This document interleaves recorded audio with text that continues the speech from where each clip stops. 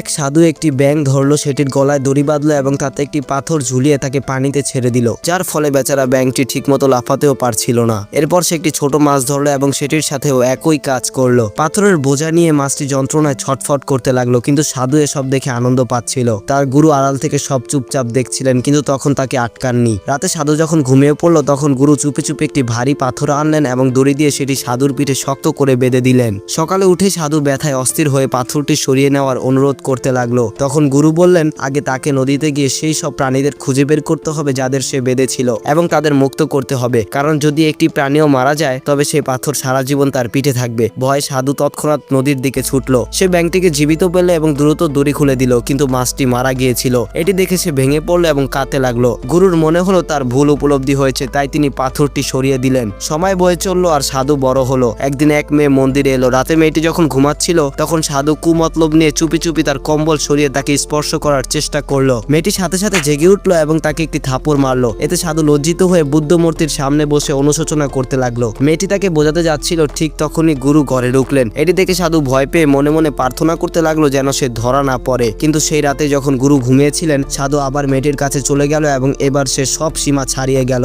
দুজনে চুপি চুপি নৌকায় চড়ে হ্রদের দিকে বেরিয়ে পড়লো। সকালে যখন গুরু বিষয়টি জানতে পারলেন, তিনি চুপচাপ নৌকার কাঠের প্লাগটি খুলে দিলেন, যাতে ধীরে ধীরে নৌকায় পানি ঢুকতে শুরু করলো। কিছুক্ষণ পর দুজনের ঘুম ভেঙে গেল। সাধু বুঝে গেল যে গুরু সব জেনে গেছে। সে সাথে সাথে হাঁটু গেড়ে বসে ক্ষমা চাইলো। গুরু তাকে সতর্ক করলেন যেন এই সম্পর্ক এখানেই শেষ করে দেয় এবং মেয়েটিকে ফেরত পাঠিয়ে দিলেন। সেই রাতে সাধু ঘুমাতে পারলো না। গুরু ঘুমিয়ে পড়লে সে বুদ্ধ মূর্তিটি নিজের পিঠে তুলে নিয়ে মন্দির থেকে পালিয়ে গেল। গুরু জানতেন যে সে চলে যাচ্ছে, কিন্তু তিনি তাকে থামানোর চেষ্টাও করেননি, কারণ তিনি জানতেন যে কেউ যদি যেতে চায় তাকে কেউ আটকাতে পারে না। বহু বছর পর গুরু খবরের কাগজে সেই শিষ্যের ছবি দেখতে পেলেন। এখন সেই লোকটি তার স্ত্রীকে হত্যার দায়ে পুলিশে তাকে খুঁজছে। এটি দেখে গুরু এক দীর্ঘ শ্বাস ফেললেন।